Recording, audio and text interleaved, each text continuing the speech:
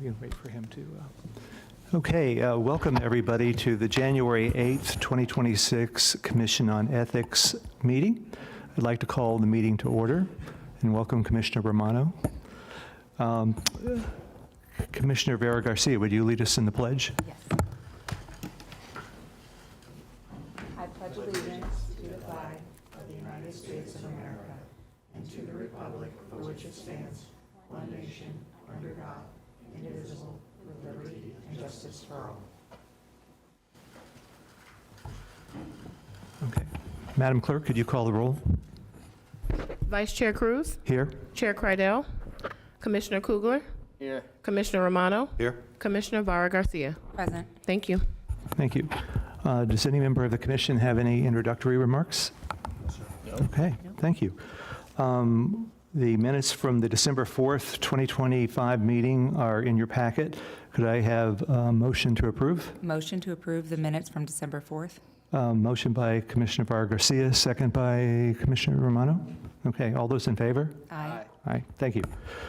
Okay, the next item is our consent agenda. Does anybody want anything pulled, any of those three process advisory commissions? Opinions? Okay.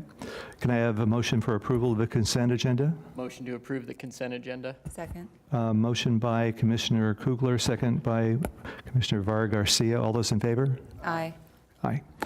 Okay, Madam Executive Director, I believe you, there you are, have the annual report to go over. Yes.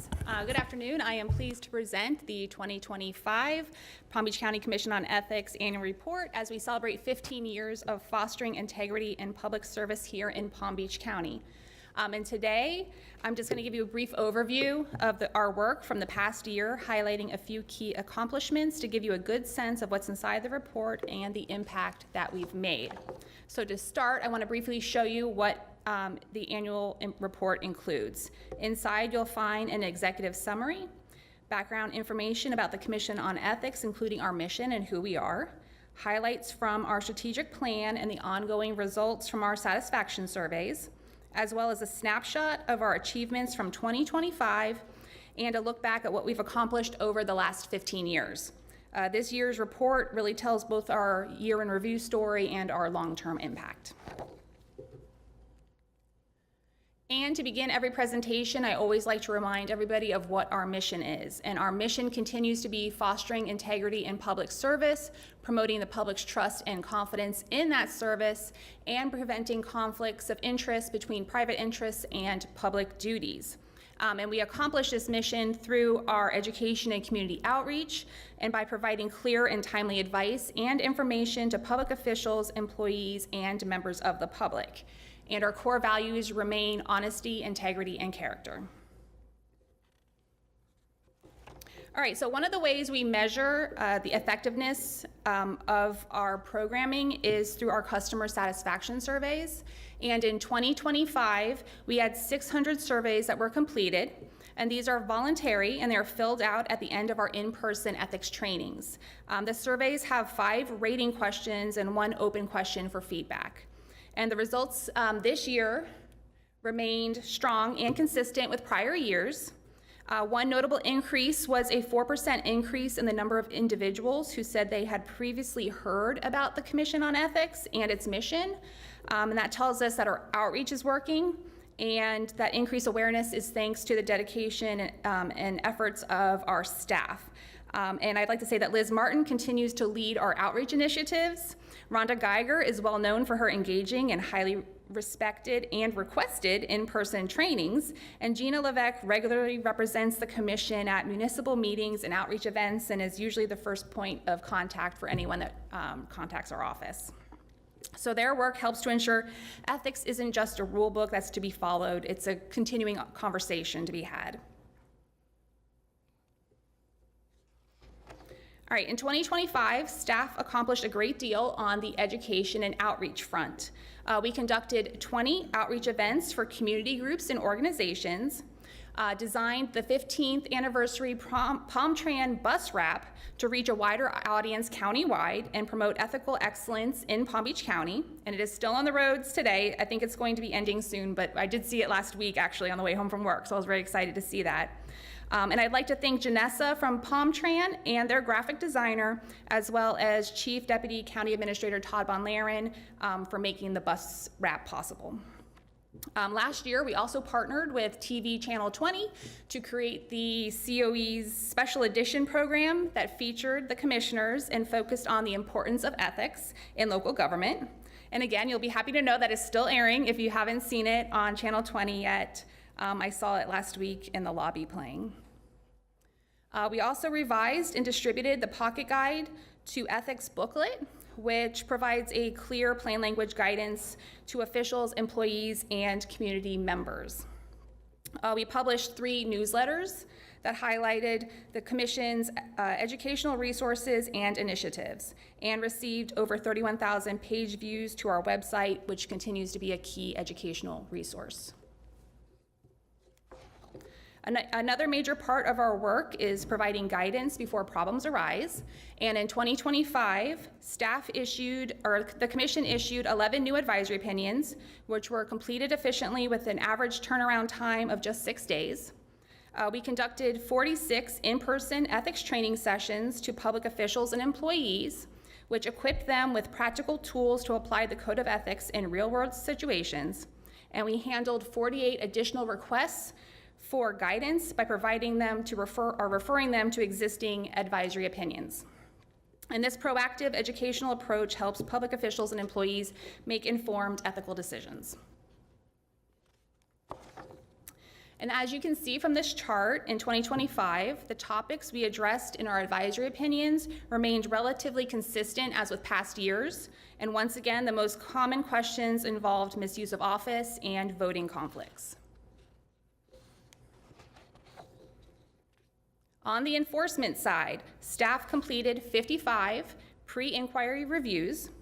They investigated 20 sworn complaints, and of those, 10 were administratively dismissed for a lack of legal sufficiency. 5 were dismissed with a finding of no probable cause. 1 was resolved by a letter of reprimand being issued. 2 were resolved by a letter of instruction being issued. And again, those letters of instructions reinforces the importance of continued education and early guidance. And then 2 remain ongoing. It took an average of 30 days to complete the investigations into routine complaints and 113 days for complex complaints. And these turnaround times reflect the thorough, efficient, and consistently high-quality work that is performed by Investigator Abigail Irizarry and Investigator Mark Higgs. And just like advisory opinions, the topics of our complaints remain relatively consistent year to year. And once again, the most common issue involved misuse of office and corrupt misuse. And then a few additional highlights from 2025. Staff conducted 15 training policy compliance reviews. And the purpose of these reviews is to ensure that the counties and the municipalities are actually following their own ethics training policies. And at the end, we ultimately just want to make sure that everybody's getting trained, but we also want to make sure that they're following their own policy that they put in place.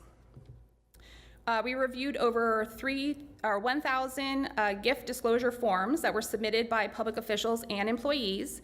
And these forms are reviewed to ensure that the person did not receive a gift from a prohibited entity, such as a vendor or a lobbyist. And then staff processed 46 voting conflict forms that were submitted by public officials. And again, these reviews help to ensure that there is transparency and accountability across local government. All right, looking at the bigger picture, over the last 15 years, the Commission has delivered over 600 in-person training sessions, educating thousands of elected and appointed officials and public employees. They've responded to over 12,000 requests for assistance, published 565 advisory opinions to help individuals proactively address ethical issues. Staff has also processed over 280 complaints, ensuring comprehensive, objective, and impartial investigations, reviewed thousands of gift and voting conflict disclosures, conducted over 200 outreach presentations, and distributed upwards of 10,000 ethics guides and resource materials to the public. And we've also had over 1 million views of our website. So taken together, these numbers show the depth, reach, and lasting impact of our work in strengthening ethical governments in the community. And none of this would be possible without the leadership and dedication of our Commission on Ethics commissioners, past and present. Their commitment to fairness, independence, and integrity is at the heart of everything that we do. As I mentioned earlier, this is just a snapshot of what's inside the annual report. The full report has a more detailed look at our work in 2025 and over the past 15 years, and I hope you enjoy reading it. And before I wrap this overview up, I'd also like to thank the Public Affairs team. Thank you to Janet Rodriguez for using her creative expertise to bring the vision of the annual report to life and for graciously accommodating the various revisions. And thank you to Erin Baker for her careful proofreading and patience throughout the process, particularly with her hard work of removing all of the Oxford commas I had in the first draft. She had to go through and do all that. So, and then as a final note, I'm incredibly proud of all the work that the Commission and staff has done in 2025, and I'm looking forward to what we're going to accomplish in 26. So, thank you. Thank you, Madam Executive Director. Any comments from the Commission? Commissioner Romano. I'd like to congratulate you all on a great job. It's a real honor to work with all of you. Up until last year, if the Commission staff became aware of unethical conduct, they could legally investigate that. And then the state legislature, and I think it's important for the public to be aware that the state legislature, for reasons known only to them, passed a law that said, unless somebody complains, you can't investigate, you, the COE, can't investigate unethical behavior, even when you become aware of it. If nobody complains, I guess it's not a breach of the law, according to the legislature. I think the public should know. And I wonder, is there a way to keep track without too much trouble of how many cases that would have been, so that at the end of the year we could say, here's the ones we're not allowed to investigate, but that we thought should have been investigated?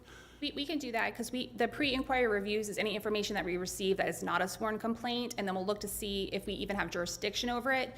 And if it is something that we have jurisdiction and it looks like it could potentially be a violation, if we're able to, we will reach out to them. So if they mail it anonymously, there's no way for us to reach out to ask, hey, this might be something. If you would like to file a sworn complaint, we could look into it. So we'll do that. Usually email is easier. We've had a couple where they sent us the information, and we determined this is under our jurisdiction, and it might be a violation, and they actually did file sworn complaints. By the way, did I correctly state the gist of the law? Yes. So, but that is something that we could keep track of. I know off the top of my head, I think we only had 2 that we weren't able to reach, where it looked like it could be something, not saying that it was, but it could have been something, but we weren't able to contact them in any way. Thank you. Thank you. Commissioner Vargas-Garcia. Yeah, I just want to say that was a great report. I'm looking forward to reading it, and great work, everyone, this year. So, thank you. Mr. Kugler. Yes, so I echo what the other commissioner. Now I echo what the other commissioners have said, and I have a question. So for 2026, is there a plan to educate the public more about what the Commission on Ethics does, as opposed to just educating those people that come under the jurisdiction of the commission? So that's when we do our outreach events. We have each year been doing more and more of those outreach events now that we do have an education and communications manager. So we're going to continue those efforts, and we've been finding different ways to reach out to different community organizations to see if we could just, usually in like January, I think, Liz, it's like January, February, March is when the most people are here, and we're most popular to come as a speaker. So that's when our big events will be coming up in 2026. But each year, now that we have Liz on board, we are doing more and more of those events. Good. I think it's important to continue to let the public know the work that you all are doing and how, so I think it's important for the public to know the work that you all are doing, the value that you bring to this county, and what you all do helps create some level of security for all of us, that at least we have public officials that have integrity and have rules that they have to follow. So thank you. Thank you, Commissioners. I just want to say, Commissioner Romano, you brought up a very good point, and it'd be nice to have that sort of as a little breakout line that we could have gone and investigated if the law hadn't changed. So anyways, very good. The other thing I noticed is how much younger Commissioner Romano looks in the most recent pictures, because you and I walked in 8 years ago about at exactly the same time. So thank you again. Thank you to the staff, because obviously that's part of your this success. You're all a part of that. Any other comments, Madam Executive Director? Yes.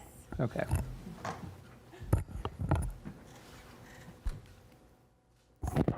All right, since our December meeting, staff had a booth at the Palm Beach County's inaugural job fair, which drew more than 500 attendees, and it was a great opportunity to introduce people to our mission. Staff also provided ethics training sessions to the Delray Beach CRA, the Aviation and Airports Advisory Board, and the Public Safety Coordinating Council. And then Ms. Martin also attended the 3-day COGO conference, where she learned about some new approaches to designing and delivering ethics trainings, as well as examples of online training platforms, e-learning tools, and digital outreach methods that are used by other agencies. So that was a great event, she said, to attend. And then a quick update on the Book appeal. Mr. Book has filed his reply to the commission's response. So now we're just waiting for the 15th Judicial Circuit's decision in that case. And then finally, I just want to wish everyone a Happy New Year. Thank you. Same to you. Commission comments. Commissioner Romano? None. Commissioner Barra-Garcia? Commissioner Kugler? No. Okay. I see no public comments have been, cards have been received. Okay. We will adjourn the meeting, and then, commissioners, we will be back at 2 o'clock to sit as the Inspector General Committee. Okay. Thank you all.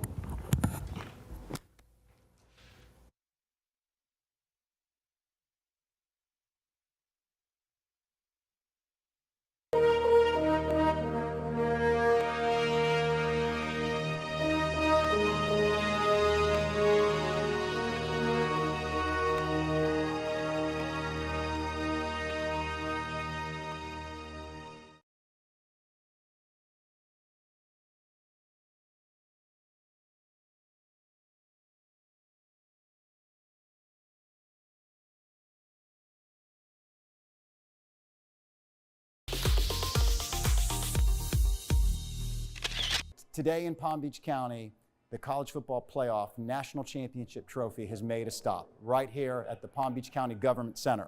The College Football Playoff and its national championship game is affecting all of South Florida, Palm Beach, Dade, and Broward counties. Palm Beach County is a partner to the CFP host committee, a partner to the CFP National Championship game, and while the game itself will take place at Hard Rock Stadium in Miami, national championship activations are happening in Palm Beach, Broward, and Dade counties. So Palm Beach County will be a home to several activations. It's already been a home to some activations. And right now, the trophy is making its first appearance in our county. What's really neat is it's here in the Palm Beaches. It will leave Palm Beach County to go immediately to the Peach